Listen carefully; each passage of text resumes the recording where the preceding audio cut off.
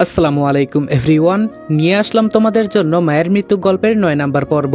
আর আমাদের YouTube channel কিন্তু ২ লক্ষের ফ্যামিলি পূরণের অনেক কাছাকাছি আছে, আর বেশি না, মাত্র ৮ থেকে ৯ হাজার সাবস্ক্রাইবার লাগে। তো তোমরা অনেকেই আছো যারা আমার ভিডিও দেখো আর ভিডিও দেখা হওয়ার পরে আবার চোরের মতো হারিয়ে যাও। তাদের কাছে আমার রিকোয়েস্ট, যদি আমার চ্যানেলটা সাবস্ক্রাইব করা না থাকে তাহলে অবশ্যই চ্যানেলটা সাবস্ক্রাইব করে দিবা।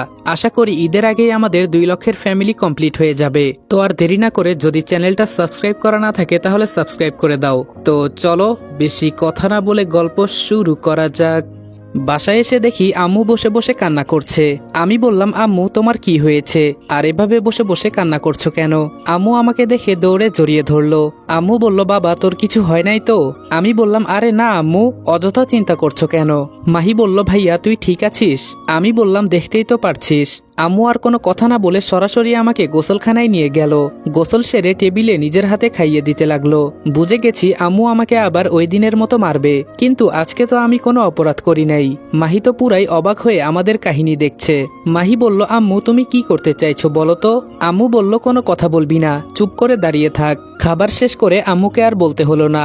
আমি শরীর থেকে টি শার্ট খুলে সোফার সামনে গিয়ে দাঁড়ালাম। আমার এই কাহিনী দেখে আম্মু হতবাক হয়ে গেছে। তাড়াতাড়ি আমার কাছে এসে আমাকে জড়িয়ে ধরে বলল, আমাকে তোর এত নিষ্ঠুর মনে হয়? আমি বললাম, না মানে সেই দিনও তো এভাবেই মেরেছো, তাই আমার ওইটাই মনে হলো। আম্মু বলল, আজকে থেকে তোর বাহিরে যাওয়া বন্ধ। আমি বললাম, মানে কি বলছো আম্মু? মাহি বলল, তুই যখন আম্মুকে ফোন করে বলেছিলি আজকে থেকে হয়তো আমার মুখ আর দেখতে পারবে না, তখন থেকেই আম্মু তোর জন্য বসে বসে কান্না করছে। আমি বললাম, ও এই ব্যাপার? আরে ওইটা তো আমাকে পরীক্ষা করার জন্য করেছে। তাছাড়া আম্মু একটা খুশির খবর কি জানো? আম্মু বলল, কি? আমি বললাম, আমি জিতে গেছি, আমরা পরীক্ষায় পাশ করেছি, আর কালকে থেকে আমাদের ডিউটি। আম্মু বলল, সত্যি? আমি বললাম, আম্মু। আম্মু বলল, আমি তো তোরে নিয়ে খুব ভয়ে ছিলাম, না জানি ওরা তোকে কি করে। আমার তোকে পাঠানো ভুল হয়েছে বাবা, আমাকে মাফ করে দিস। আমি বললাম, যা করেছো ভালোই করেছো। আম্মু বলল, ওখানে যাওয়ার পর কি কি হয়েছে বলতো আমাকে? আমি বললাম, থাক আম্মু, বললে তুমি কষ্ট পাবে। মাহি বলল, কি এমন হয়েছে যে বললে আম্মু কষ্ট পাবে? আমি বললাম, তাহলে শোন। একে একে সব বললাম। আম্মু বলল, তার মানে তোকে বিষও খাওয়ানো হয়েছে? আমি বললাম, তবে এখন ভালো লাগছে, কিন্তু একটা বিষয় খুব খারাপ লাগলো আম্মু, ম্যাম নাকি আর বিয়ে করবে না। মাহি বলল, আচ্ছা ভাইয়া বলতো, রিয়া ম্যামকে তোর পছন্দ হয়েছে? আমি নির্ভয়ে বললাম, পছন্দ তো হয়েছে, তবে কি করার, কাজ তো হবে না। আম্মু বলল, সত্যি বাবা ওকে তোর পছন্দ হয়েছে? লজ্জা পেয়ে বললাম, আম্মু। মাহি বলল, কিন্তু হঠাৎই সিদ্ধান্ত নিল কেন? আমি বললাম, আমারও তো একই কথা। গাইস তোমরা তো জানো আমার ক্যাশ প্রাইজ গিভওয়ে করার কথা ছিল, যেটা রোজার ব্যস্ততার কারণে করা হয়নি। আমি ইনশাআল্লাহ ঈদের দিন গিভওয়েটা করব। তোমরা হয়তো ভাবছো আমি গিভওয়ে করার জন্য টাকা কোথায় পাবো। আমি 1x গেম খেলার মাধ্যমে প্রতিদিন টাকা আয় করি। তোমরাও যদি আমার মতো টাকা আয় করতে চাও তাহলে এখনই গুগলে 1x সার্চ করে অফিসিয়াল ওয়েবসাইটে গিয়ে রেজিস্ট্রেশন করো। আর রেজিস্ট্রেশনের সময় যদি আমার দেওয়া স্পেশাল প্রোমো কোড রেদওয়ান8 ইউজ করো তাহলে তোমরা অসংখ্য বোনাস এবং ফ্রি স্পিন পেয়ে যাবা। আর 1x কিন্তু একটা ইন্টারন্যাশনাল লাইসেন্সকৃত প্ল্যাটফর্ম এবং সবচেয়ে বিশ্বস্ত। এখানে সকল মোবাইল ব্যাংকিং অ্যাপের মাধ্যমে সহজেই তোমরা তোমাদের জেতা টাকা তুলতে পারবে। আর 24 ঘন্টা 7 দিন কাস্টমার সাপোর্ট সুবিধা রয়েছে। তাই আমি এটা ব্যবহার করে আমার রেগুলার হাত খরচের টাকা আয় করি। তোমরাও ট্রাই করে দেখতে পারো। আম্মু বলল, আমি বলি কি, তুই চেষ্টা করে যা। আমি বললাম, এটা কিভাবে সম্ভব আম্মু? আম্মু বলল, চেষ্টা করলে সব সম্ভব হয়, এটা জানিস তুই? আমি বললাম, কিন্তু আম্মু রিয়া ম্যামের সাথে আমি বাহিরে কথা বলতে পারবো না, উনি নিষেধ করেছে আমাকে। আম্মু বলল, আচ্ছা থাক বাবা, তোর উপর আমি এত জুলুম করতে চাই না। আমি বললাম, তবে আমার বউ যদি কেউ হয় সেটা রিয়া ম্যামই হবে। মাহি বলল, ভাইয়া তোরও কি আম্মুর মতো মাথা খারাপ হয়ে গেছে? আমি বললাম, এই প্রথম কাউকে আমার পছন্দ হয়েছে, তাকে কি এভাবে এত সহজে ছেড়ে দিব আমি? আম্মু বলল, এই না হয় আমার ছেলে, হঠাৎ বাবা কোথায় থেকে এসে বলল, কি নিয়ে কথা হচ্ছে তোমাদের? আমি বললাম, এই তো বাবা এমনি বসে আছি। বাবা বলল, তো তোর কাজ কি আজকে শেষ নাকি? আমি বললাম, বাবা আজকে আর কোনো কাজ নেই। বাবা বলল, তোকে আমি একটা কথা বলতে চেয়েছিলাম। আমি বললাম, বলো। বাবা বলল, আমার এক ছোটবেলার বন্ধু, আজকে ওর সাথে দেখা হয়েছে, ওর একটা মেয়ে আছে, আমার দেখে খুব পছন্দ হয়েছে, তাই যদি তোদের সময় হয় তাহলে দেখে আসবো। আমি বললাম, কিন্তু বাবা। আম্মু বলল, রনি তোর বাবা তো তোর ভালোর জন্যই বলছে, তুই মেনে নে। আমি বললাম, ঠিক আছে বাবা। বাবা বলল, তাহলে একদিন সময় করে বলিস। মেয়েটাকে আমরা সবাই দেখে আসব। এই বলে বাবা ভেতরে চলে গেল। আমি বললাম, আম্মু তোমার মাথা খারাপ হয়ে গেছে? বাবার পছন্দের মেয়েকে আমি কিভাবে বিয়ে করব? আম্মু বলল, তোর বাবা তোর কাছে জীবনে কিছু চেয়েছে বল? আমি বললাম না। মাহি বলল, তো এটাই, বাবার কথা তোর মানতে হবে। আমি বললাম, কিন্তু আম্মু ওই ম্যাম। আম্মু বলল, আমি বলেছি কিছু আসে যায় না, আমি তো এমনিই তোকে বললাম, তুই বাদ দে। আমি বললাম, কিন্তু আম্মু আমার যে ওকে খুব পছন্দ হয়েছে, আমি চেষ্টা তো করব ওকে পটানোর জন্য। মাহি বলল, আম্মুর সামনে কি সব কথা বলিস? তোর লজ্জা করে না? আমি বললাম, লজ্জা পেলে জীবনে আর বিয়ে করতে পারবো না। আম্মু একটা হাসি দিয়ে বলল, এখন আমার ছেলে দেখি সব বুঝে। আমি বললাম, এখন বাবার বিষয়টা একটু ম্যানেজ করে দাও না আম্মু। আম্মু বলল, মাহি কি করা যায় বলতো? মাহি বলল, এক কাজ করো আম্মু, আমরা এই বিয়েটা ভেঙে দেই। আম্মু বলল, তোর বাবাকে এখনো তোরা চিনিস নাই, উনি আবার যেটা বলে সেটাই করে ছাড়ে। আমি বললাম, তাহলে আম্মু এখন আমার কি হবে? সত্যি আম্মু, আমি মন থেকে রিয়াকে পছন্দ করে ফেলেছি। আম্মু বলল, দাঁড়া চিন্তা করতে দে। আমি বললাম, যাও, তোমাদের কিছু করতে হবে না, আমার বিয়ে আমি নিজেই ভাঙবো, তোমাদের আর আমাকে নিয়ে চিন্তা করতে হবে না। আম্মু বলল, আমি দেখি কিছু করতে পারি কিনা, এখন যা, তোর রুমে গিয়ে বিশ্রাম নে। আমি বললাম, ওকে আম্মু। রুমে গিয়ে শরীরটা বিছানার সাথে হেলান দিয়ে শুয়ে আছি, কিছুই ভালো লাগছে না। বাবা একটা নতুন টেনশন ঢুকিয়ে দিল ভেতরে। তবে যাই করি না কেন সব সাবধানে করতে হবে, কেউ যাতে জানতে না পারে। রাতে কিছুক্ষণ ফেসবুক চালিয়ে ঘুমিয়ে গেলাম, তবে হঠাৎ মাঝরাতে ঘুম ভেঙে গেল। কিন্তু এ কি, আমার হাত পা তো নাড়াতে পারছি না, তবে এই জায়গাটা আমার চেনা লাগছে না। কোথায় চলে আসলাম আমি? কিন্তু আমি তো ঘুমেছিলাম, এখানে তাহলে কিভাবে এসেছি? হঠাৎ রুমে বাতি জ্বলে গেল। কি রে, কি অবস্থা তোর? আরে, এ তো দেখি ফাহিমের বোন। আমি বললাম, আমাকে এখানে কেন নিয়ে এসেছিস? ফাহিমের বোন বলল, তোকে এখানে আনতে খুব কষ্ট হয়েছে রে। আমি বললাম, আমার মাথায় আসছে না, ঘুমন্ত অবস্থায় আমাকে তুলে নিয়ে আসলো আর আমি কিছুই টের পেলাম না। ফাহিমের বোন বলল, অজ্ঞান করার ওষুধ দেওয়া হয়েছিল তোকে। আমি বললাম, আমাকে ছেড়ে দে, না হলে অনেক বড় ঝামেলায় পড়ে যাবি তুই। ফাহিমের বোন বলল, ও তাই নাকি, কি করবি আমার? আমি বললাম, মাঝরাতে আমার ঘুম ভাঙিয়ে বলিস কি করবি আমার? ফাহিমের বোন বলল, ওই যে বলেছিলাম না, আমি বেঁচে থাকতে তোর ঘুমের 12টা বাজিয়ে দেব। আমি বললাম, তাই নাকি, কিন্তু তোর ভাইয়ের মতো অবস্থা তোরও তো হতে পারে, একবার চিন্তা করে দেখ। ফাহিমের বোন বলল, ও তাই নাকি? আমার কাছে এসে আমার মুখের সামনে ওর মুখ রেখে বলল, কি করবি আমার? মারবি আমাকে? মারতো। আমি বললাম, দেখ, আমার কিন্তু মেজাজ গরম হয়ে যাচ্ছে, সকালে আবার আমাকে ডিউটিতে যেতে হবে। এটা বলতেই ও আমাকে লাথি দিয়ে ফেলে দিল। আমি বললাম, আমি তোকে আমার বোনের মতোই দেখতাম, আর এরপরে যদি আমার সামনে পড়িস খবর করে দিব। ফাহিমের বোন বলল, তুই কথা বলবি না, তোর জন্য আমি সারা রাত ঘুমাতে পারি নাই, কিভাবে তোকে এখানে আনবো তাই চিন্তা করেছি। এখন আমি একটু ঘুমাতে যাব, সকালে তোর বিচার করব, এখন এভাবে ফ্লোরের উপর পড়ে থাক। আমি বললাম, তোরে তো আমি। ফাহিমের বোন বলল, সকালে দেখে নিব, তুই চিন্তা করিস না। বলতে বলতে ও দরজা বন্ধ করে চলে গেল। ইস, কি ঠান্ডা লাগছে, এখন এখান থেকে কিভাবে বের হব কিছুই তো মাথায় আসছে না। কালকেই প্রথম ডিউটি আমার, যেভাবেই হোক এখান থেকে আমাকে যেতে হবে। বাঁচার জন্য খুব চেষ্টা করছি, হাতগুলো মনে হয় লাল হয়ে গেছে। কিন্তু আবার রুমে দ্বিতীয়বারের মতো আলো জ্বলে উঠল। সামনে তাকিয়ে আমি হতবাক হয়ে গেলাম। আরে, এ তো ফাহিমের বাবা আর ফাহিম। ফাহিম বলল, এত বাঁচার চেষ্টা করবি না, তুই চাইলেও এখান থেকে পালাতে পারবি না। আমি বললাম, আমার মনে হয় বহুদিন পর সাপ তার গর্ত থেকে বের হয়েছে। ফাহিম বলল, তোকে আমার সেই দিনই মেরে ফেলা উচিত ছিল। ফাহিমের বাবা বলল, তুই আমার ছেলের 2টা হাত কেটে দিয়েছিস, এরপরেও আমি তোকে কিছু করি নাই, কিন্তু আজকে তোকে আমি কুকুরের মতোই মারবো। আমি বললাম, চেষ্টা করে দেখতে পারিস। ফাহিমের বাবা বলল, সে দেখতে হবে না, আমি যা বলি এমনিই হয়ে যায়। কিন্তু একটা জিনিস বুঝলাম না, যে ছেলেটা কারোর সাথে উঁচু গলায় পর্যন্ত কথা বলতো না, সে কিভাবে পারলো আমার ছেলের হাত কেটে দিতে? আমি বললাম, আমি তো খারাপ পথে যেতে চাই নাই, কিন্তু তোদের মতো কিছু কুকুরের বাচ্চার জন্য যেতে হয়েছে। তবে কুকুরের ছেলে মেয়ে যে কুকুর হয় সেটা হয়তো তাদের না দেখলে বুঝতে পারতাম না। ফাহিমের বোন চোখ ডলতে ডলতে বলল, বাবা, ও আমাদের কুকুর বলছে, একটু ভালো করে আদর করে দাও, আর কালকের পর থেকে আমি যেন ওকে আর পৃথিবীতে দেখতে না পাই। আমার খুব ঘুম পাচ্ছে, আমি এখন গেলাম বাবা। আমি বললাম, আরে যাবি কেন, আমাকে মারবি না? ফাহিমের বোন বলল, তোর কত দম আছে তা আজকে আমি পাল্লা দিয়ে ওজন করে দেখব। আমি বললাম, আমার বহুত দম আছে, তবে আমি যদি এখান থেকে যেতে পারি তোদের কাউকে ছাড়বো না, এটা মনে রাখিস। ফাহিমের বাবা বলল, কিন্তু তুই তো আজকে এখান থেকে যেতেই পারবি না। ফাহিম বলল, বাবা, এত কথা কিসের, শালাকে মেরে দাও। আমি বললাম, তোকে আজকে আমি কুকুরের মতোই মারবো। ফাহিম বলল, তাই নাকি? ফাহিমের বাবা তার হাতে থাকা লাঠিটা দিয়ে আমাকে মারতে লাগলো। মারতে মারতে উনি হাঁপিয়ে গেছে। হঠাৎ আমাকে মারা বন্ধ করে দিয়ে বলল, তোকে আমি এভাবে মারবো না। ফাহিম বলল, বাবা কি বলছো তুমি? ফাহিমের বাবা বলল, ওকে আমি এভাবে মারবো না, ওর মাকে আগে ওর সামনে মারবো, পরে ওকে। শুনেছি ওর মার নাকি বহুত তেজ। আমি বললাম যদি দুনিয়াতে বাঁচার ইচ্ছা হয় তাহলে আমার আম্মুর নাম নিবি না, না হলে কিভাবে যে তোকে মারবো এটা তুই চিন্তাও করতে পারবি না। ফাহিম বলল, বাবা আর দ্বিতীয়বার এই ভুল করো না, ওকে মেরে ফেলো। ফাহিমের বাবা বলল, আরে তুই এত চিন্তা করিস না, তুই শুধু দেখবি ওদের পরিবারকে আমি কিভাবে মারি। আমি একটা হাসি দিয়ে বললাম, যদি পারিস করে দেখা। উনি একটা চাকু দিয়ে আমার হাত পায়ের বাঁধনগুলো অর্ধেক খুলে দিয়ে বললেন, যদি পারিস এখান থেকে পালিয়ে যা, না হলে এভাবেই মরবি তুই। আর তুই চাস না তোর সামনে তোর মাকে মারি? যদি তোর পরিবারের সবার মৃত্যু দেখতে চাস তাহলে এখান থেকে পালিয়ে যা। এই ফাহিম চল। আমি বললাম, আরে যা, আমিও দেখতে চাই তুই আমার কি করতে পারিস। কপাল দিয়ে রক্ত বের হয়ে মুখের কাছে চলে এসেছে। বাঁচার জন্য খুব চেষ্টা করছি, কিন্তু হচ্ছে না। কখন যে এই অবস্থায় চোখ লেগে গেছে বলতে পারি না। যখন ঘুম ভাঙলো তখন দেখি অনেকটা সকাল হয়ে গেছে। এদিকে আমার হাতের বাঁধনগুলো অনেকটাই ঢিলে হয়ে গেছে। কিছুক্ষণ চেষ্টা করার পর সফল হলাম। তাড়াতাড়ি দৌড়ে বাসায় গেলাম। আম্মু আর আব্বু আমার এই অবস্থা দেখে অবাক হয়ে তাকিয়ে আছে। সময় বেশি নাই, আগে রিয়া ম্যামের বাসায় যেতে হবে। এমনভাবে পোশাক পরলাম যাতে দেখেও কেউ চিনতে না পারে, কারণ শরীরে মারার অনেক আঘাত আছে। দৌড়ে বাসা থেকে বের হলাম। আম্মু পেছন থেকে ডেকে বলল, তোর কি হয়েছে?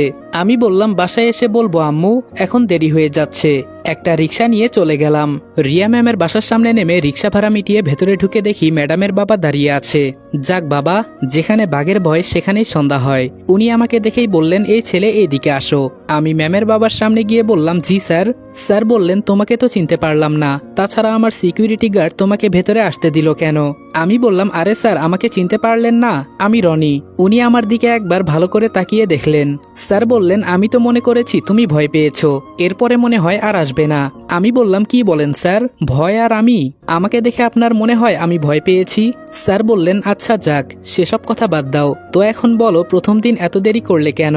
আমি বললাম, স্যার আমি দেরি করতে চাই নাই, কিন্তু আমার মাথা ব্যথা ছিল, একটু মিথ্যা বললাম। স্যার বললেন, প্রথম দিন দেরি করেছ তাই মাফ করলাম, দ্বিতীয়বার যেন এমন ভুল না হয়। আমি বললাম, না আর কখনো হবে না। এখন কি আমি যেতে পারি? স্যার বললেন, যাবে যাবে, তবে তোমাকে দেখে কেউ চিনতে পারবে না। হঠাৎ এই রূপ নিলে কেন? আমি বললাম, আমি শুধু ম্যামের বডিগার্ড হয়ে থাকতে চাই না, আমি ওনার পাশে একজন গোয়েন্দা হয়েও কাজ করব। এজন্য কেউ দেখে যেন আমাকে চিনতে না পারে, এজন্যই আমি এই পোশাক পরলাম। স্যার বললেন, তোমার কথা শুনে আমি সত্যি খুব খুশি হয়েছি। এমন বডিগার্ড থাকলে আমারও মনে হয় আমার মেয়ের কিছু হবে না। সকালে কিছু খেয়ে এসেছো? আমি বললাম, আপনি আর খাবারের কথা বলবেন না, ওই দিন আপনি আমাকে পরীক্ষা করতে বিষ খাইয়ে দিয়েছেন, এটা আমার সারা জীবন মনে থাকবে। স্যার বললেন, ও এজন্য আমার উপর রাগ করে আছো নাকি? সরি, এই একটু এমন পরীক্ষা করতে হয়, না হলে সবাইকে বিশ্বাস করে নিলে আমার মেয়ের কি হবে, একবার তুমি চিন্তা করেছো? আমি বললাম, স্যার একে তো দেরি করে এসেছি, আপনিও আমাকে আরো দেরি করিয়ে দিলেন, না জানি এখন আমাকে ম্যাম কি বলে, তবে এখন কি আমি যেতে পারি? স্যার বললেন, তাড়াতাড়ি যাও। আমি তাড়াতাড়ি উপরে রিয়া ম্যামের রুমের সামনে গিয়ে দেখি তাসলিমা ভেতরে দাঁড়িয়ে আছে, আর রিয়া ম্যাম কি যেন লিখছে। আমাকে একবার ভালো করে তাকিয়ে দেখলেন। ম্যাম বললেন, এই ছেলে যেখানে দাঁড়িয়ে আছো সেখানে দাঁড়িয়ে থাকো, ভেতরে আসার দরকার নেই। আমি বললাম, কিন্তু ম্যাম।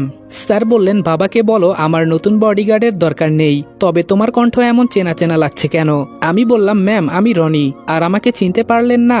ম্যাম বললেন, ও তুমি, ভেতরে আসো। আমি তো ভেবেছিলাম তুমি আর আসবে না, মনে করেছি বাবা আবার আমার জন্য নতুন বডিগার্ড পাঠিয়েছে। আমি বললাম, দেরি করার জন্য সরি ম্যাম। ম্যাম বললেন, এখন বলো দেরি কেন হয়েছে?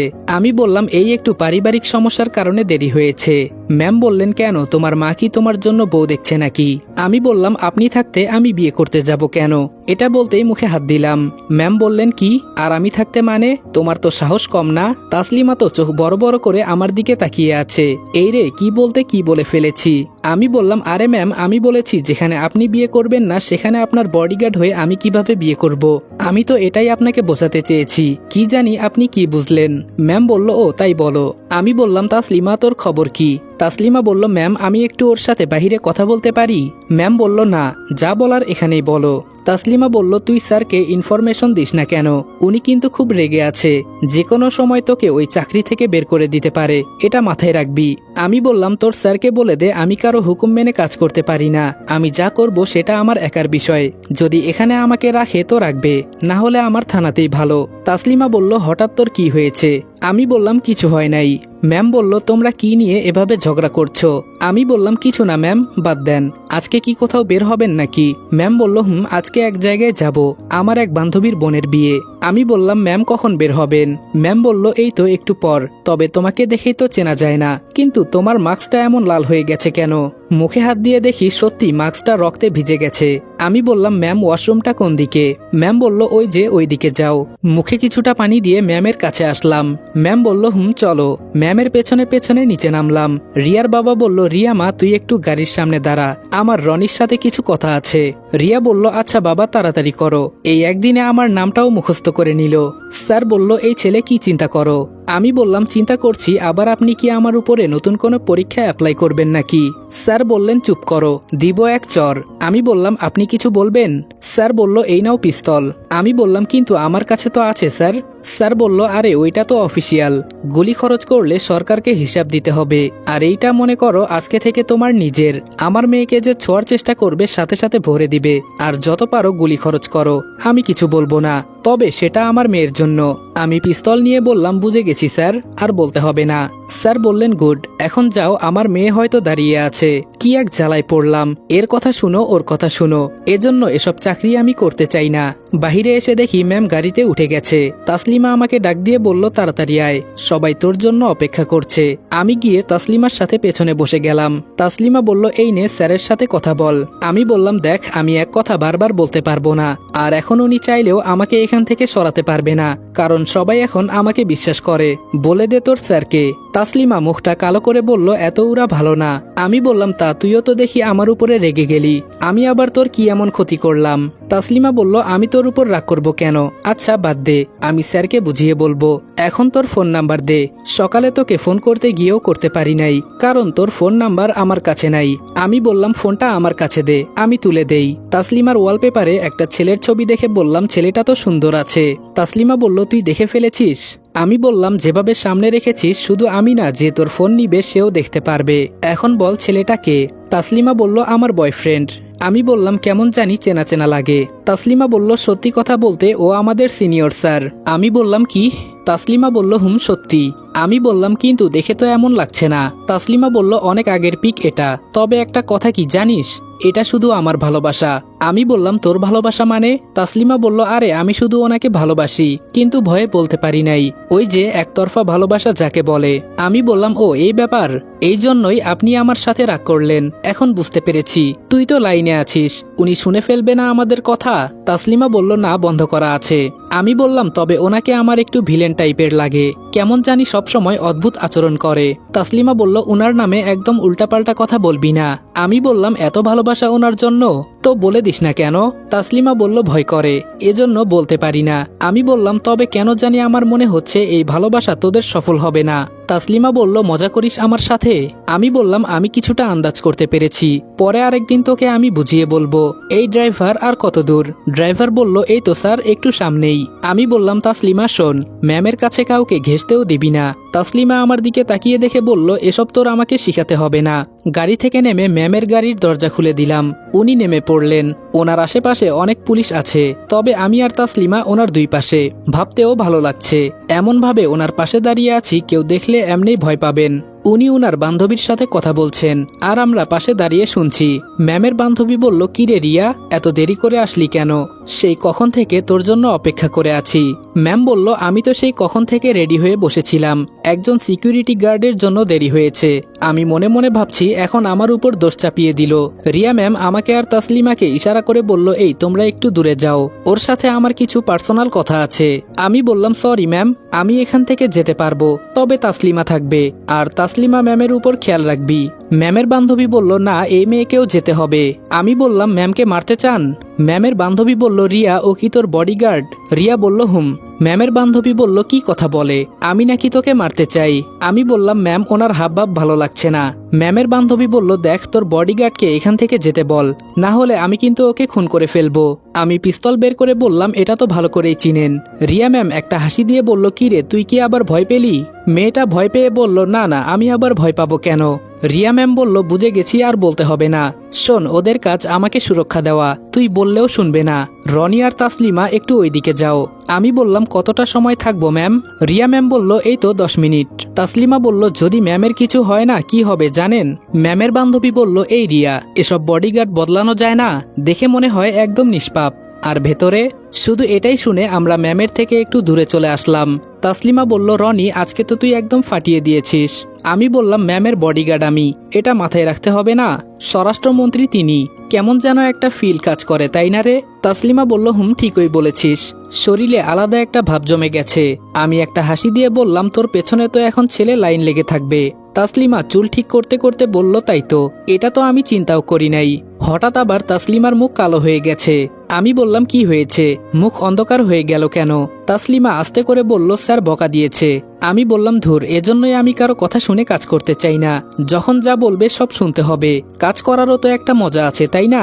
তাসলিমা বলল, উনি তোকে আজকের পর থেকে আর চাকরিতে রাখবে না বলেছে। আমি একটা হাসি দিয়ে বললাম, দেখা যাবে কে কাকে চাকরিতে রাখে। বিয়ের ঝামেলা মিটিয়ে গাড়ির কাছে গেলাম, কিন্তু অবাক করে দিয়ে ম্যাম সবাইকে চলে যেতে বলল। আমাকে আর তাসলিমাকে রেখে ড্রাইভারকেও বিদায় করে দিলেন। ম্যাম আমাদের গাড়িতে উঠতে বললেন। গাড়িতে ওঠার পর ম্যামকে ড্রাইভিং সিটে দেখে অবাক হয়ে গেছি। আমি বললাম, ম্যাম আপনি গাড়ি চালাতে পারেন? ম্যাম বলল, তোমার কি মনে হয়? আমি বললাম, আমার তো আপনাকে দেখে মনে হয় না যে আপনি গাড়ি চালাতে পারেন, কিন্তু আপনি কেন কষ্ট করতে যাবেন? যদি বলেন আমি চালাবো। ম্যাম বলল, তার আর দরকার নেই। তাসলিমা বলল, আমরা যাব কোথায় ম্যাম? ম্যাম বলল, এই তো আজকে একটু ঘুরতে যাব। তাসলিমা বলল, আপনি একজন স্বরাষ্ট্রমন্ত্রী হয়ে এভাবে সাধারণভাবে ঘুরবেন? আমি বললাম, ঠিকই তো বলেছে ম্যাম। ম্যাম একটু চিন্তা করে দেখতেন যদি। ম্যাম বলল, আরে তোমরা চিন্তা করো না, আমি মুখে মাস্ক লাগিয়ে রাখবো, কেউ দেখেও চিনতে পারবে না। আমি বললাম, আপনি তো আপনার কথা বললেন, কিন্তু স্যার তো আমাকে ছাড়বে না। ম্যাম বলল, আরে বাবার কাছ থেকে অনুমতি নিয়েই তো বের হয়েছি। তাসলিমা বলল, আমার তো মনে হয় না ম্যাম। আমি বললাম, ঠিকই তো বলেছে তাসলিমা, আমারও তাই মনে হয়, আপনি মিথ্যা বলছেন। প্লিজ ম্যাম চলুন, পরে না জানি কোন ঝামেলায় পড়ে যাই। ম্যাম বলল, এই চুপ করো তো তোমরা, এত কথা বলো কেন? আর আমার বাবা বলেছে যেখানে রনির মতো একজন বডিগার্ড আছে সেখানে তোর কোনো ভয় নেই। আমি বললাম, বুঝে গেছি, আমাকে আর পাম দিতে হবে না, এখন চলুন।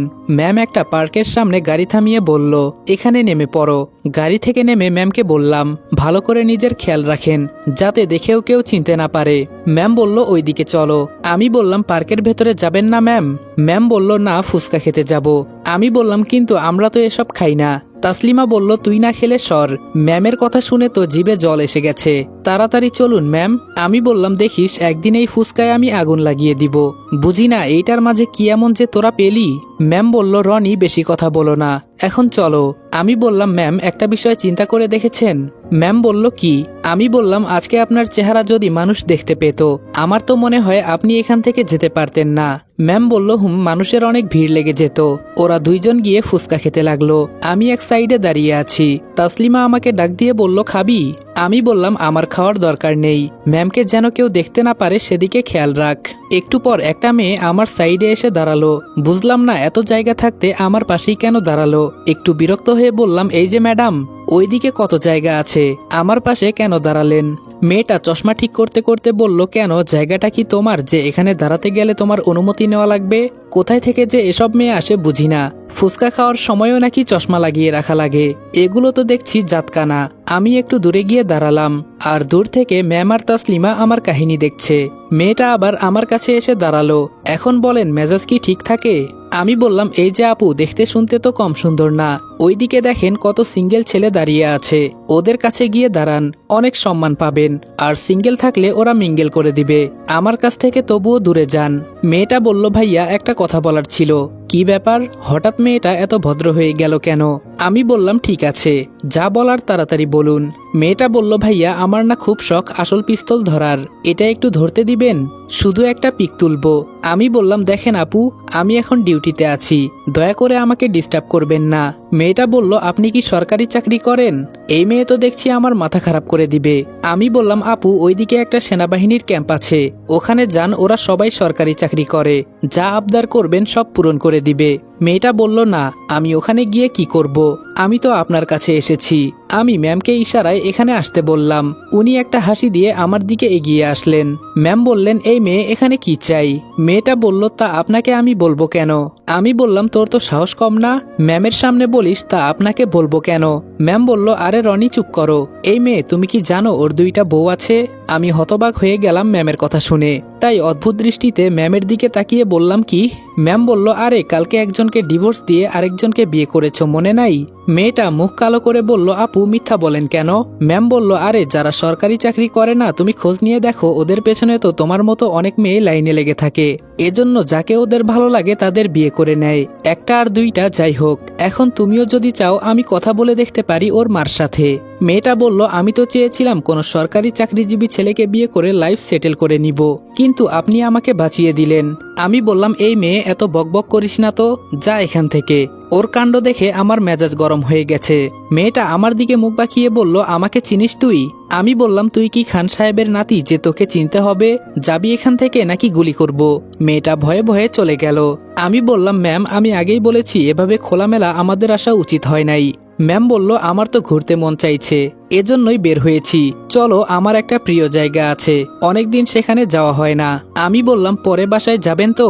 ম্যাম বলল, তারপর আরেকটা জায়গায় যাব, আজকে শুধু ঘুরবো আর ঘুরবো।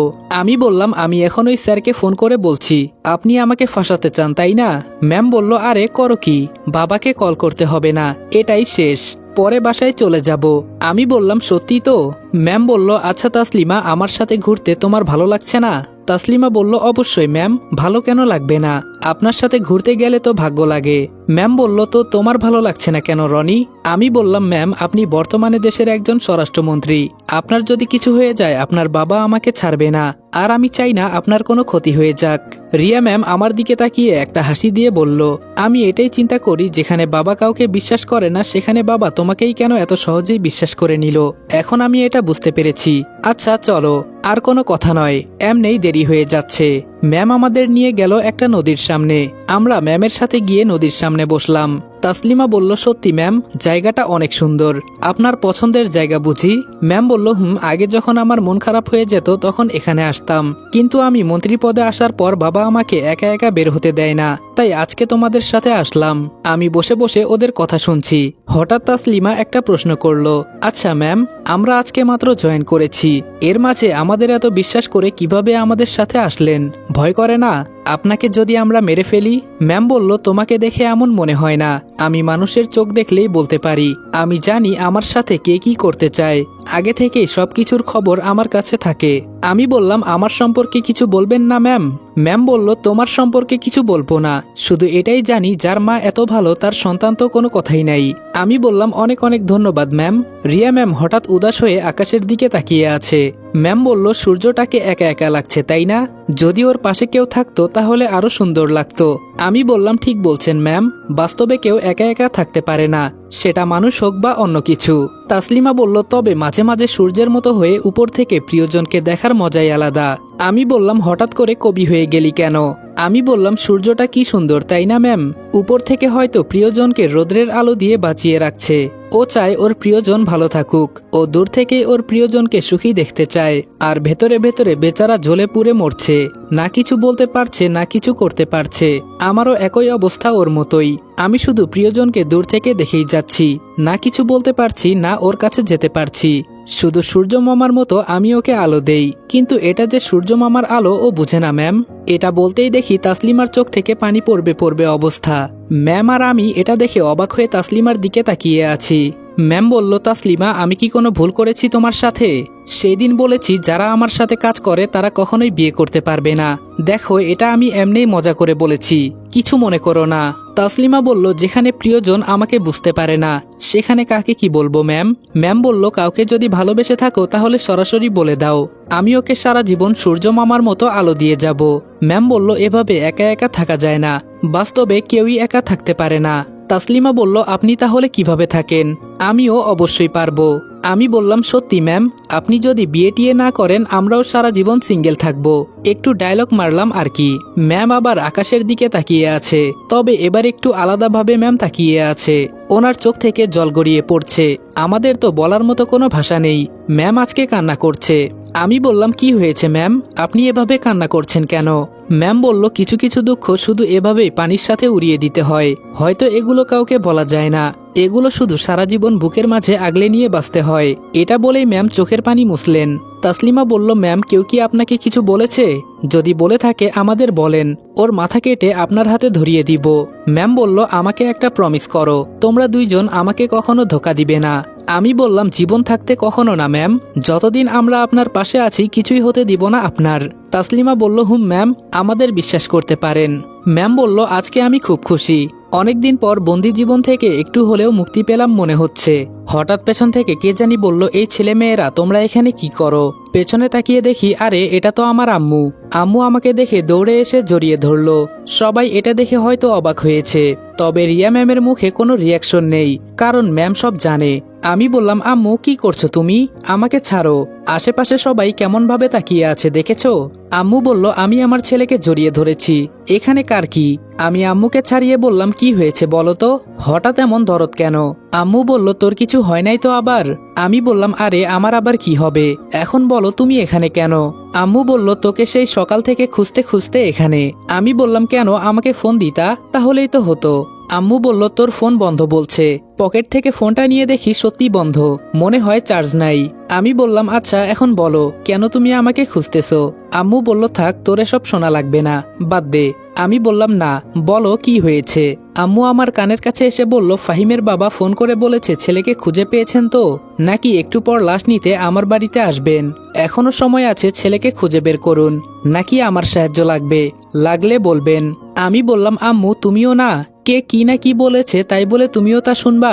আরে ওদের কাজ তো মানুষের পেছনে পড়ে থাকা। আম্মু বলল, সবই তো বুঝলাম, কিন্তু তুই এখানে কেন, আর এই মেয়েরা কারা? আমি বললাম, আম্মু আমি এখন ডিউটিতে আছি, বিরক্ত করো না তো, যাও। আম্মু বলল, এটা তোর ডিউটি? ম্যাম বলল, ভালো আছেন ম্যাডাম? আম্মু বলল, তুমি কে, আর আমার ছেলের সাথে কি করো? তোমাকে তো চিনলাম না। আমি আম্মুর কানের কাছে গিয়ে বললাম, কাকে কি বলছো জানো তুমি? উনি আমাদের রিয়া ম্যাম, মানে স্বরাষ্ট্রমন্ত্রী। আম্মু বলল, কি? আমি বললাম, হুম। আম্মু বলল, বিশ্বাস হচ্ছে না। আমি বললাম, আরে আম্মু এই মেয়েটাও আমার সাথে ডিউটিতে আছে, এখন বুঝেছো? আম্মু বলল, ভালো আছেন ম্যাম? রিয়া ম্যাডাম বলল, আরে আরে কি বলেন, আমাকে ম্যাম বলবেন না। আম্মু বলল, আপনি একজন স্বরাষ্ট্রমন্ত্রী, আপনাকে ম্যাম না বললে আপনার সম্মান থাকবে না। রিয়া বলল, আরে এসব কথা বাদ দেন, আমি আপনার মেয়ের মতোই, তাই আমার নাম ধরে ডাকবেন। আম্মু বলল, আপনি এত ক্ষমতাশালী একজন মানুষ। রিয়া বলল, আপনিও তো কম না, আপনারও তো আমার থেকে উপরের লেভেলের মানুষের সাথে ওঠা বসা, সো আমাকে নাম ধরেই ডাকবেন। আম্মু একটা হাসি দিয়ে বলল, সে না হয় ডাকবো, কিন্তু হঠাৎ এই সাধারণ পরিবেশে? রিয়া ম্যাম বলল, মানুষের ভিড়ে থাকতে থাকতে আর ভালো লাগে না, তাই ভাবলাম একা একটু বের হই। আম্মু বলল, এত বেশি এখানে থাকবেন না, তাড়াতাড়ি চলে যান। রিয়া ম্যাম বলল, আপনিও দেখি আপনার ছেলের মতোই কথা বলেন। আম্মু বলল, আমার ছেলে পারবে তো আপনাকে রক্ষা করতে, কারণ এর আগে ও কারো বডিগার্ড হয় নাই, আর ও কারো হুকুম মেনে কাজ করতে চায় না, এই একটাই সমস্যা। আমি বললাম, আম্মু তুমি কি যাবে? যাও তো থানায়, তোমার কি কোনো কাজ নাই? সরকার কি ঘোরাফেরা করতে টাকা দেয় তোমাকে? আম্মু বলল, বাড়িতে আয়, পিঠের চামড়া তুলে নিব তোর। ম্যাম একটা হাসি দিয়ে বলল, মা ছেলের মাঝে তো দেখি খুব মিল। আম্মু বলল, আমার একটাই ছেলে, খুব আদরের, খুব ভালোবাসি আমি ওকে। আমি বললাম, আম্মু? আম্মু বলল, আরে যাবো যাবো, তোর ম্যাডামকে তো আর খেয়ে ফেলছি না। ম্যাম বলল, রনি তুমি একটু চুপ থাকতে পারো না? তো আপনি একদিন আমাদের বাসায় আসবেন। আম্মু বলল, তেমন সময় পাই না, তবে তুমি একদিন সময় করে আমাদের বাসায় যাবে, ঘরটা আলোকিত হয়ে যাবে। রিয়া বলল, এভাবে এত সম্মান দিয়ে বলবেন না। আমি বললাম, যান শুধু একবার, আম্মু আপনাকে আর আসতে দিবে না, আমাদের বাসায় ধরে রেখে দিবে আমার বউ করে। লাস্ট লাইনটা একটু আসতে বললাম, শুনলে আমার অবস্থা শেষ। আম্মু বলল, দিমু এক চর, শুধু উল্টাপাল্টা কথা। আমি বললাম, আমি বললেই তো উল্টাপাল্টা তাই না? তাসলিমা বলল, রনি এটা কি তোর মা? আমি বললাম, তাসলিমা বলল, ভালো আছেন আন্টি? আম্মু বলল, এই তো আলহামদুলিল্লাহ। আচ্ছা তোরা থাক, আমি এখন যাই, এমনি অনেক দেরি হয়ে গেছে আমার। ম্যাম বলল আপনার সাথে কথা বলে খুব ভালো লাগলো। আম্মু বলল আমিও ভাবতে পারি নাই আপনার সাথে এভাবে আমার দেখা হবে। আচ্ছা ভালো থাকবেন। আর রনি, ওনাকে নিয়ে যত তাড়াতাড়ি সম্ভব এখান থেকে চলে যা। আমি বললাম আম্মু, আর আমাকে নিয়ে এত চিন্তা করবে না। আম্মু চলে যাওয়ার পর ম্যাম আমার দিকে তাকিয়ে বললেন, তোমার মা তোমাকে খুব ভালোবাসে তাই না? আমি বললাম কি বলবো ম্যাম, অনেক অনেক ভালোবাসে আমার আম্মু, যা কোনো কিছুর সাথে তুলনা করা যাবে না।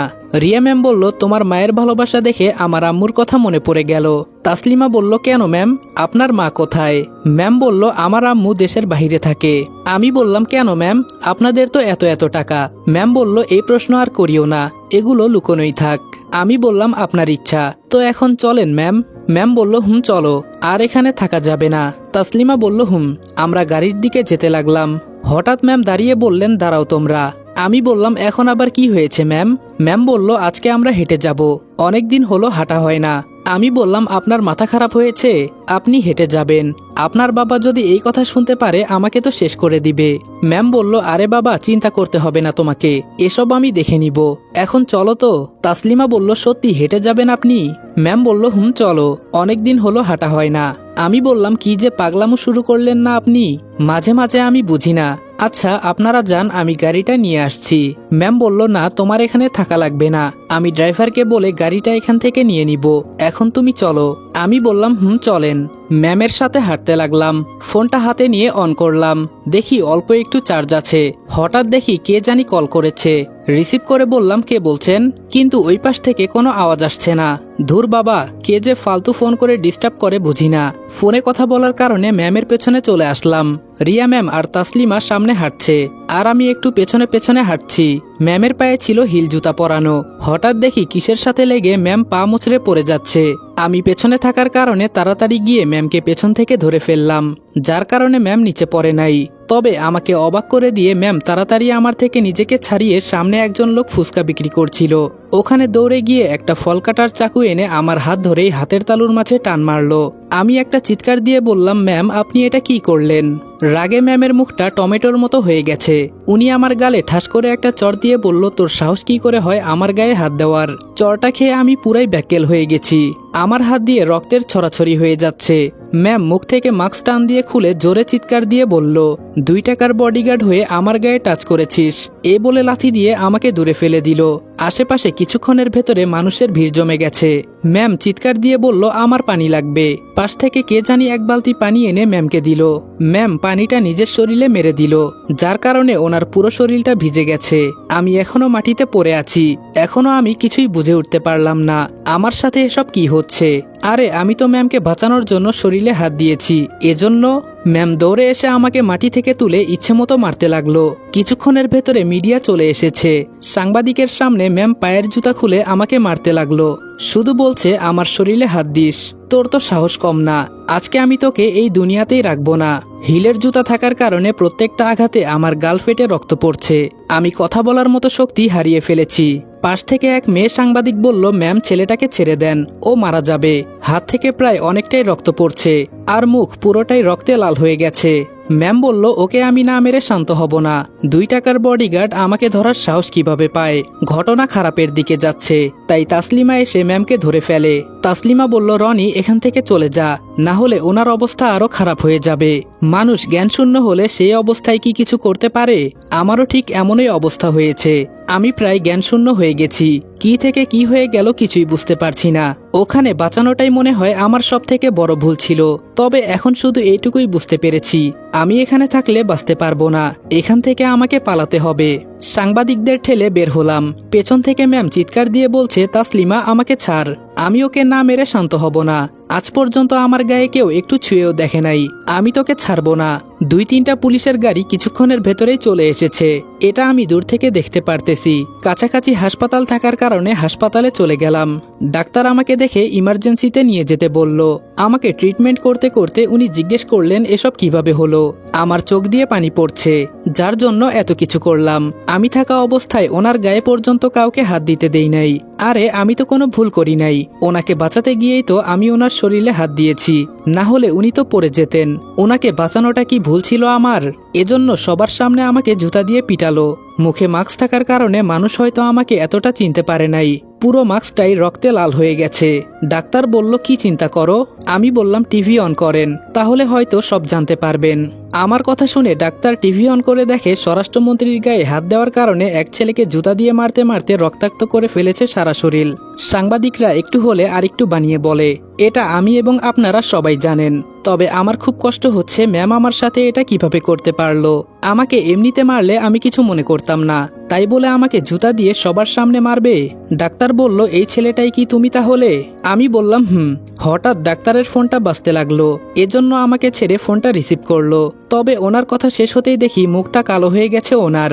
আমি বললাম, কি হয়েছে ডাক্তার সাহেব? ডাক্তার বলল, স্বরাষ্ট্রমন্ত্রীর বাবা কল করেছিল। আমি বললাম, কি বলেছেন উনি? ডাক্তার বলল, তোমার নাম কি রনি? আমি বললাম, জি স্যার। ডাক্তার বলল, বলেছে রনি নামের কোনো রোগী এলে চিকিৎসা না করতে, না হলে আমার চাকরি থাকবে না। আমি মন খারাপ করে বললাম, থাক স্যার, আপনার চাকরি খেয়ে তো আমার কোনো লাভ নেই, আমি অন্য হাসপাতালে চলে যাব। ডাক্তার বলল, আরে কি বলো, তুমি অন্য হাসপাতালে গেলেও ওখানে তোমাকে ভেতরে যেতেই দিবে না। আমার মনে হয় কি সব হাসপাতালে উনি ফোন করে তোমার কথা বলে দিয়েছে। আমি বললাম, আমি তো শুধু ওনাকে বাঁচাতে চেয়েছি, আর উনি আমার সাথে এমন ব্যবহার করবেন আমি ভাবতেও পারি নাই। ডাক্তার বলল, কি হয়েছে বলো তো আমাকে। আমি বললাম, যদি আরেকদিন দেখা হয় তাহলে বলবো, আজকে আসি স্যার। ডাক্তার বলল, আরে এই অবস্থায় তুমি আবার কোথায় যাবে? এখানে বসো, আমার কাছে রোগী আগে, পরে আমার চাকরি। একটা চাকরি গেলে অন্য কোথাও চাকরি হবে, এসব নিয়ে আমি চিন্তা করি না। ওনার কথা শুনে আমি কোনো রোগীকে মারতে পারবো না। আমি বললাম, অনেক অনেক ধন্যবাদ স্যার। কিছুক্ষণ পর উনি বললেন, এখানে যেগুলো লিখে দিয়েছি সেগুলো খেলেই খুব তাড়াতাড়ি সুস্থ হয়ে যাবে। আমি বললাম, আচ্ছা তাহলে আজকে আমি আসি স্যার। ডাক্তার বলল, আমি উঠে হাসপাতালের পেছনের দিকে যেতে লাগলাম। ডাক্তার বলল, এই ছেলে পেছনের দিকে যাচ্ছ কেন? আমি বললাম, ওখান দিয়েই বের হতে হবে স্যার, আমি চাই না আমার কারণে আপনার চাকরি চলে যাক। একটা রিক্সা নিয়ে বাসা পর্যন্ত চলে গেলাম। দরজায় হালকা চাপ দিতেই খুলে গেল। আমার আম্মু হয়তো জানতো আমি আসবো, এজন্য থানা থেকে চলে এসেছে। ভেতরে দেখি বাবা মা সহ মাহি টিভির সামনে বসে নিউজ দেখছে। ওরা আমার দিকে একবার তাকিয়ে দেখলো। আমি মাথা নিচু করে হেঁটে আমার রুমে চলে গেলাম। বিছানার উপর বসে চিন্তা করছি। সাধারণ একটু ওনার শরীরে আমার হাত পড়েছে, আর এজন্য সবাইকে জানিয়ে দিল। আর আমারই ভুল ছিল, কেন আমি ওনাকে বাঁচাতে গেলাম? পরে মরে যেত, তাহলে হয়তো বুঝতো। আরে পড়লে তো মরবে না, হয়তো একটু আঘাত পেত। হঠাৎ আম্মু আমার রুমে আসলো, এসে আমার পাশে বসলো। আম্মু আমার দিকে তাকিয়ে বলল, আমার ছেলের উপর আমার বিশ্বাস আছে এখনো। আমি বললাম, মানুষের ভালো করতে গিয়ে আজকে আমার এই অবস্থা আম্মু।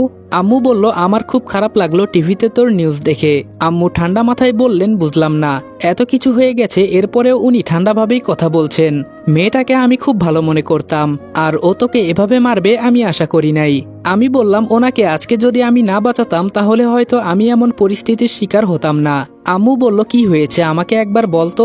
আম্মুকে সব বলার পর আম্মু বলল, এত দেমাগ কেন এই মেয়ের ভিতরে? দেখিস একদিন খুব পস্তাবে এই দেমাগের কারণে। আম্মু ফোনটা বের করে কাকে জানি কল করলো। আম্মু বলল, সাহেব ভালো আছেন? ওপাশ থেকে কথা শোনা যাচ্ছে না। আম্মু বলল, একজনকে মন্ত্রী পদ থেকে বরখাস্ত করতে হবে, এবং সেটা আজকেই। এটা শুনে বুঝে গেছি আম্মু কি করতে চাইছে। আমি আম্মুর কাছ থেকে ফোনটা টান দিয়ে নিয়ে নিলাম। আমি বললাম, আম্মু কি করছো? তোমার মাথা খারাপ হয়ে গেছে? আম্মু বলল, তুই কি মনে করেছিস তোর গায়ে হাত দেওয়ার পরেও ও কি আর এই পদে থাকতে পারবে? আমি বললাম, আমার জন্য আমি সবার ক্ষতি হতে দিতে পারি না। হয়তো ও আমাকে সবার সামনে মেরেছে, কিন্তু উনি তো খুব ভালো, মানুষের উপকার করে। একটা এতিমখানা আছে ওনার, শুধু আমার কারণে অন্য কারো ক্ষতি হোক এটা আমি চাই না। থাক, এসব বিষয় নিয়ে তোমার আর চিন্তা করতে হবে না, এগুলা বাদ দিয়ে দাও মন থেকে। আমি ওনাকে মাফ করে দিয়েছি। আম্মু বলল, এভাবে আমি ওকে ছেড়ে দিব তুই ভাবলি কি করে? আমি বললাম, আম্মু বলেছি না বাদ দাও, আমাকে সবার সামনে মেরেছে, আমার শরীরের কোনো অংশ তো কমে যায় নাই, শুধু সম্মানটা একটু কমে গেছে। আর এসব সম্মান যে কিভাবে আনতে হয় তা আমার জানা আছে, তুমি কোনো চিন্তা করিও না, আমি সব দেখে নিব। আম্মু আমার দিকে তাকিয়ে বলল, তোকে একা ছাড়াটাই আমার সবচেয়ে বড় ভুল ছিল। আমি বললাম, সময় সবার একদিন আসে, তবে সে পর্যন্ত অপেক্ষা করতে হয়, এই প্রবাদ বাক্যটা জানো তো? আম্মু বলল, কি বলবো তোকে আমি, যা পারিস কর, আমি বেঁচে আছি দেখে তোকে কেউ কিছু করার সাহস পায় না, আমি যখন মারা যাব তখন? আমি বললাম, আম্মু আবার কি শুরু করলে তুমি? আম্মু বলল, আমি ইচ্ছা করলে ওকে এখানেই পদ থেকে বরখাস্ত করতে পারি, কিন্তু আমারও মনে হয়েছে ও অনেকটা ভালো, তবে তোর সাথে এমন ব্যবহার করবে আমি ভাবতেও পারি নাই। আমি বললাম খুব শীঘ্রই ওকে অপহরণ করা হবে, তুমি চিন্তা করো না। আম্মু বলল অপহরণ মানে কি বলতে চাস? আমি বললাম আরে আম্মু এমনি বললাম, তোমার সাথে একটু মজা করলাম আর কি। আর তুমি আমার জন্য চিন্তা করো না, যা আমার কপালে লেখা ছিল তাই হয়েছে, এ নিয়ে এত ঝামেলা করো না তো। আম্মু বলল তোর চাচাতো বোন মিতু মনে হয় তোর খবর শুনে চলে এসেছে। আমি বললাম ওকে কে বলেছে? আম্মু বলল বলা লাগে, টিভিতে নিউজ চলছে। তোর ভাগ্য ভালো যে মুখে মাস্ক ছিল, এজন্য বেশি কেউ তোকে চিনতে পারবে না। আমি বললাম আচ্ছা আম্মু এখন বাইরে যাও, আমাকে একটু একা থাকতে দাও। আম্মু বলল ডাক্তার কি বলেছে? আমি বললাম খুব শীঘ্রই আমি ভালো হয়ে যাব, আর তুমি কয়েকদিন ছুটির ব্যবস্থা করো। আম্মু বলল এসব নিয়ে তোর চিন্তা করতে হবে না, আমি সব দেখে নিব। হঠাৎ বাহির থেকে কে জানি বলল রনি, এই রনি। আম্মু বলল তোর চাচাতো বোন এসেছে, ওকে আগে সামলা। মিতু আর মাহি আমার রুমে আসতেই আম্মু চলে গেল, লম্বা একটা পিস্তল এনে আমার সামনে রাখলো। মিতু বলল এটা 1 কিলোমিটারের রেঞ্জ, এটা দিয়ে রিয়ার বুকে মারবো, কেউ বলতেও পারবে না। আমি বললাম দেখেছি তো কেমন সাহস আপনার ভেতরে, আর বলতে হবে না, এখন বাসায় যা। মাহি বলল ভাইয়া আপু এখানে এসেছে শুধু তোর কথা শুনে, আর তুই তাড়িয়ে দিচ্ছিস। আমি বললাম কুকুর যদি কামড় দেয় তাহলে আমরাও কি কুকুর হয়ে তাকে কামড় দিতে যাব? মিতু বলল আহারে আমার নীতিবাক্যওয়ালা মানুষ, খুব তো মানুষকে জ্ঞান দিতে পারিস, পরে নিজে কেন ফেসে যাস? আমি বললাম কাউকে বাঁচানো কি আমার অপরাধ ছিল বল? মিতু বলল কি হয়েছে বলতো আমাকে। আমি বললাম আরে উনি পা মচকে পড়ে যাচ্ছিল, আমি শুধু পেছন থেকে ওনাকে বাঁচানোর জন্য ধরেছিলাম, ব্যাস, পরে তো দেখতেই পারলি কি হয়েছে। মাহি বলল মেয়েটার শরীরে অনেক দেমাগ, আমি চাই ওকে তুই আমার ভাবি বানা, দেখি কত দেমাগ ওর ভেতরে। আমি বললাম মিতু দেখ তোর বোনের মাথা খারাপ হয়েছে। মিতু বলল আসলে রনি, মেয়েটার দেমাগ খুব বেশি, আর সেই দিন টিভিতে একটা নিউজ দেখলাম ও নাকি আর জীবনেও বিয়ে করবে না। আমি বললাম তাহলে বুঝেছিস, আমি ওর শরীরে হাত দিয়েছি এজন্য আমার এই অবস্থা করেছে। সেই দিন কি করেছে জানিস? রক্ত দুধ পানি দিয়ে ও নাকি পবিত্র হয়েছে, কাউকে নাকি জীবনেও বিয়ে করবে না। মিতু বলল মেয়েটা তো দেখি আসলে একটা পাগল, আমার কাছে একটা বুদ্ধি আছে। আমি বললাম বল, যদি কিছু উপদেশ থাকে তোর কাছে, শুনে উপকারও তো হতে পারে। মিতু বলল তুই আবার ওর কাছে যাবি, গিয়ে মাফ চাইবি। আমি বললাম হয়েছে হয়েছে, আপনি যে কি বলবেন আমার জানা হয়ে গেছে, আমারটা আমি দেখে নিব, তোদের চিন্তা করতে হবে না। মিতু বলল তুই শুধু একবার বল, কিছুক্ষণের ভেতরে ওর লাশ পড়ে যাবে। আমি বললাম থাক বোন, তোমাদের আর ঝামেলা করতে হবে না, আমার বিষয় আমি দেখে নিব। মাহি বলল ভাইয়া। আমি বললাম তুইও কি কোনো উপদেশ দিবি? মাহি বলল ভাইয়া ও না তোকে দেখতে আসবে বলতেছে। আমি মাহির দিকে তাকিয়ে বললাম এটা জেনে গেছে তোর হবু হাজবেন্ড? বাহ খুব ভালো, যা একটু সম্মান ছিল সেটাও শেষ করে দিলি। মিতু বলল আম্মু বলেছে তোকে আমাদের বাসায় যেতে। আমি বললাম দেখি একদিন সময় করে যাব। মিতু বলল দেখতে খুব খারাপ লাগছে, দেখ তো তোর গালগুলো কি করেছে। আমি বললাম দেখে এখন কি হবে, যা হয়ে গেছে বললেও তো আর আসবে না। তবে ওদের পরিবারের সবাই আমাকে খুব বিশ্বাস করত, জানিস ও যখন আমার গায়ে হাত তুলেছিল তখন আমি একটা ঘোরের মধ্যে ছিলাম, কি হচ্ছে আমার সাথে তখন কিছুই বুঝতে পারি নাই আমি, হঠাৎ করেই এসব হয়ে গেছে। মিতু বলল আমি বললেও তুই কিছু করতে দিবি না ভাই, আমি আর তোর কথা শুনতে রাজি না। আমি বললাম আরে যা যা, তোর সাহায্য লাগবে না আমার। মিতু মুখটা বাঁকিয়ে চলে গেল। আমি বললাম কি মাহি, তুই কি আরো কিছু বলবি নাকি আমাকে? মাহি বলল না ভাইয়া তুই বিশ্রাম নে, আমি আসি, বিছানায় শুয়ে আছি আর চিন্তা করছি একটু ভুলের জন্য আজকে সব শেষ হয়ে গেল। আসলেই কি ভুলটা আমার? হয়তো আমি কেন ওনাকে বাঁচাতে গেলাম। থাক, যা কিছু হয়েছে মন থেকে বাদ দেই, চাইলে আমিও কিছু করতে পারি, কিন্তু উনি খুব ভালো মানুষ, আমার কারণে সবার ক্ষতি হবে এটা আমি চাই না। সবার সাথে ভালো ব্যবহার করেন উনি, হঠাৎ রাগ উঠে গেছে তাই হয়তো আমার গায়ে হাত তুলেছে। আজকে 10 দিন হয়ে গেল, শরীর অসুস্থ এজন্য ঘর থেকে বের হতে পারি নাই। তবে এই কয়েকদিন একটু আশ্চর্য লাগলো, তাসলিমার কাছে আমার ফোন নাম্বার আছে, অথচ ও একদিনও কল দিল না। আমার খুব খারাপ লাগলো বিষয়টা, 2 দিনের পরিচয়, এজন্য হয়তো আমাকে মনে পড়ে নাই। তবে রিয়া ম্যামকে আমি সবকিছু সুদে আসলে বুঝিয়ে দিব, শুধু সময়ের অপেক্ষা। অনেক দিন তো হয়ে গেল, এখন একটা গেম খেলি। ফোনটা বের করে অচেনা একটা নাম্বারে ডায়াল করলাম, মানে ফাহিমের বাবার সাথে একটা গেম খেলবো। আমি বললাম কি খবর আঙ্কেল, ভালো আছেন তো? আমাকে নাকি মারবেন? কই আপনার তো নড়াচড়া নাই। ফাহিমের বাবা বলল ও রনি নাকি, অপেক্ষা কর, হঠাৎ একদিন খবর পেয়ে যাবা, তাছাড়া কয়েকদিন পর আমার মেয়ের বিয়ে, এজন্য একটু ঠান্ডা আছি। আমি বললাম ও তাই বলেন, তা কোন কুকুর বিয়ে করতে রাজি হয়েছে আপনার মেয়েকে? ফাহিমের বাবা বলল মুখ সামলে কথা বল, না হলে আমাকে তো চিনিস। আমি বললাম আপনি আবার আমার কি করবেন? একটা কথা বলি, আপনার দ্বিতীয় স্ত্রীকে চিনেন? ফাহিমের বাবা বলল, আমার দ্বিতীয় স্ত্রী মানে? আমি বললাম, ও মনে হয় এই বিয়েটা লুকিয়ে করেছেন। আমি সবাইকে সম্মান দিয়ে কথা বলি, আপনাকে তুই করে এখন থেকে বলতে হবে, কারণ কুকুরকে সম্মান দিতে নেই, না হলে ঘেউ ঘেউ বেশি করে। আর তোর দ্বিতীয় স্ত্রী লন্ডনে থাকে, খুব শীঘ্রই আমি তোর কাছে যাব, হয়তো মেরেও ফেলতে পারি, সো সবকিছু নজরে রাখ, না হলে অনেক বড় বিপদে পড়ে যাবি। বলেই ফোনটা রেখে দিলাম। এখন একটু শান্তি লাগছে। আমার পেছনে বাস দেওয়া, এখন মজা বোঝ, কত ধানে কত চাল। আমি তো ওকে একটু হুমকি দিলাম, যাতে এই কয়েকদিন ও একটু টেনশনে থাকে। সকালে বসে আছি, হঠাৎ গাড়ির হর্ন শুনলাম আমাদের বাসার কাছে, কিন্তু এই সময়ে আবার কে আসবে? আমি মাহিকে ডাকতে লাগলাম। মাহি বলল, কি হয়েছে ভাইয়া বলতো, এভাবে ঘরের ভেতরে চিৎকার দেওয়া লাগে? আমি বললাম, যখন দেখি তখনই ব্যস্ত, সারাদিন কি শুধু কথাই বলা লাগে? যখন বলেছিলাম বিয়ের কথা তখন তো না করেছিলি, আর এখন কথা বলা ছাড়া থাকতেই পারিস না। মাহি বলল, দেখ ফালতু কথা বলবি না, তোর এসব কথা শোনার সময় আমার নেই, কি হয়েছে এখন বল। আমি বললাম, দেখ তো বাহিরে কে এসেছে। মাহি বলল, এই সময়ে আবার কে আসবে? আমি বললাম, তুই দেখতে পারিস না? মাহি বলল, আরে যাচ্ছি। মাহি জানালায় উকি দিয়ে তাকিয়ে আছে। একটু পর আমার কাছে এসে বলল, ভাইয়া স্বরাষ্ট্রমন্ত্রী আর ওনার বাবা এসেছে। আমি বললাম, কি? মাহি বলল, হুম সত্যি বলছি, ওদের গাড়ি দেখলাম আর আমাদের বাসার দিকেই আসছে। আমি বললাম, আসতে দে, দেখ পরে আমি কি করি। আম্মু রান্নাঘর থেকে এসে বলল, মা দরজা খুলে দে। আমি বললাম, তুমিও কি শুনে ফেলেছো? আম্মু বলল, চুপ কর তো। সাথে সাথে কলিং বেল বাজলো আর মাহি গিয়ে দরজা খুলে দিল। ম্যাডামের বাবা আর ম্যাডামের সাথে তাসলিমা ভেতরে আসলো, বাকিরা বাহিরে দাঁড়িয়ে আছে। আমি সোফা ছেড়ে ওদের বসতে দিলাম, তবে ম্যাম আমার দিকে একবারও তাকিয়ে দেখলো না। বিষয়টা কেমন জানি আমার হজম হলো না, হয়তো এখনো আমার উপর রেগে আছে। আম্মু বলল, আমাদের বাড়িতে সম্মানী ব্যক্তিরা আসে, রাস্তার কুকুর বিড়াল আসে না। আম্মু এটুকু বলতেই তাসলিমা পিস্তলে হাত দিল, তবে ম্যামের মুখটা একটু কালো হয়ে গেছে। আমি বললাম, এখানে কোনো রিয়াকশন চলবে না, আমার শরীরে হাত দিয়েছে তখন হয়তো আমি কিছু করি নাই, তবে কেউ এটা ভাববে না যে আমার আম্মুর শরীরে হাত দিয়ে চলে যাবে, কলিজাটা টেনে ছিঁড়ে রাস্তার কুকুরকে খাওয়াবো যদি আমার আম্মুর গায়ে কেউ হাত দেওয়ার চেষ্টা করে। আমার এই কথা শুনে তাসলিমা মাথা নিচু করে ফেললো আর আমার আম্মুর দিকে তাকিয়ে একটা হাসি দিল। ম্যামের বাবা আমার আম্মুর দিকে তাকিয়ে বলল, আমি আপনার থেকে এই কথাটা আশা করি নাই। আম্মু বলল, ও আপনি তাহলে কি আশা করতেন? আমার ছেলেকে মেরেও কি আপনাদের শান্তি হয় নাই?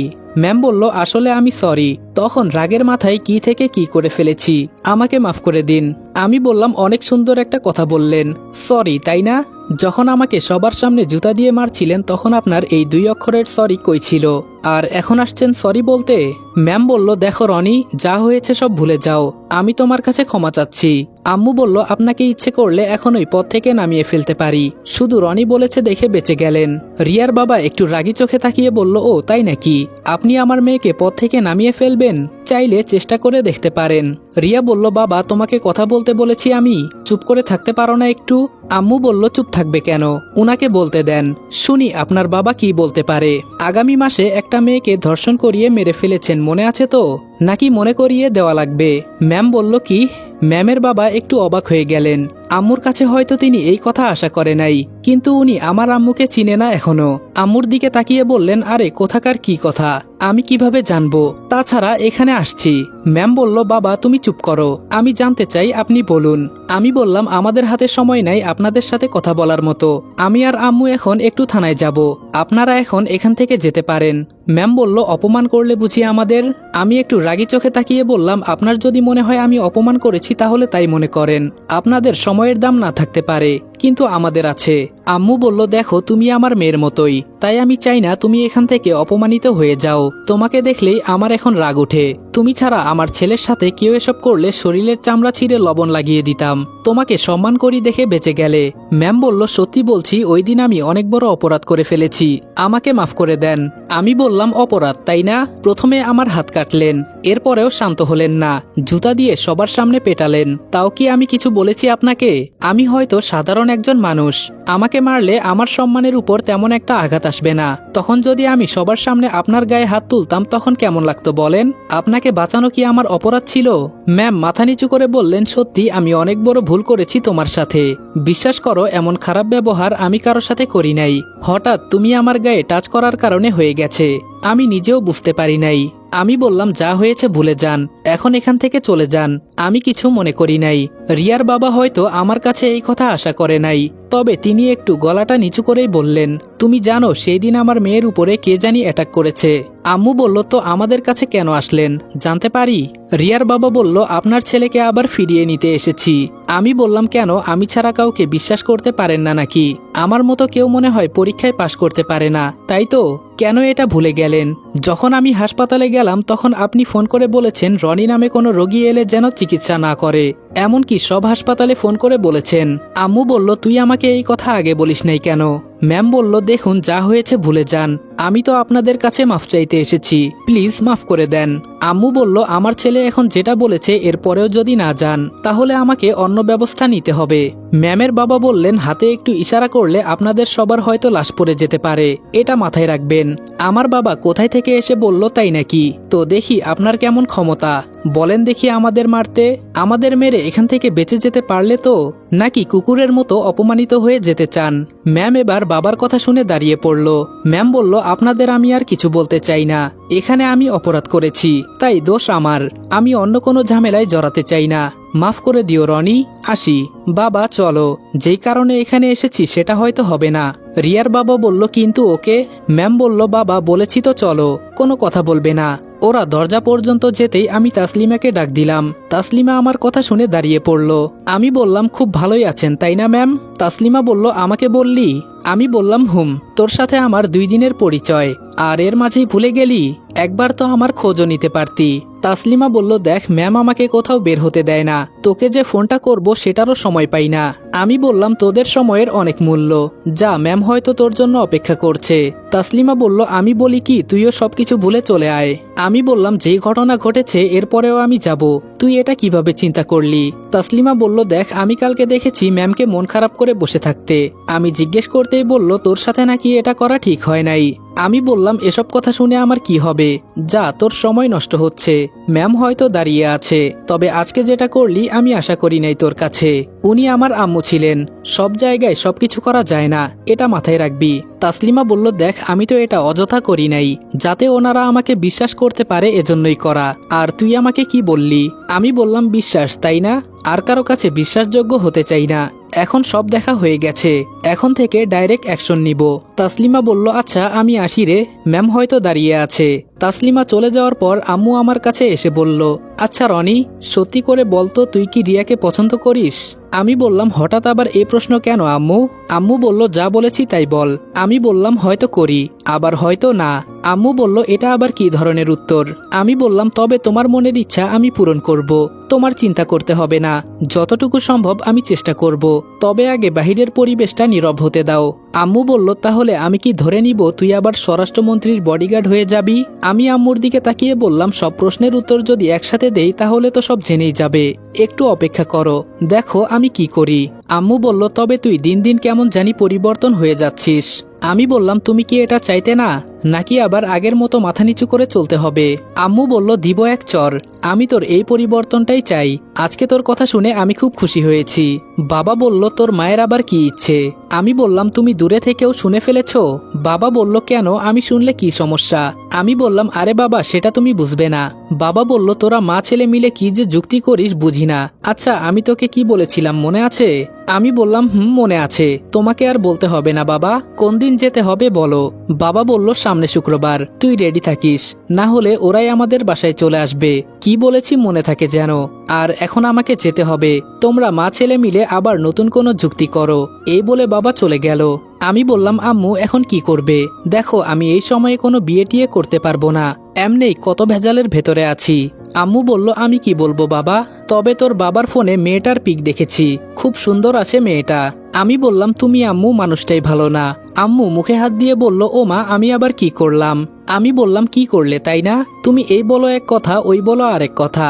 আম্মু বলল, আমি তোর মতিগতি বুঝি না, আমি বলেছি দেখে তোর রিয়াকে পছন্দ করতে হবে এমনটা তো না, মন থেকে তোর কি তাকে পছন্দ এটাও তো জানার একবার চেষ্টা কর। আমি বললাম, আম্মু আমাকে একটু সময় দিতে হবে, এত চাপ আমার উপর দিও না, আমি এসব আর নিতে পারছি না।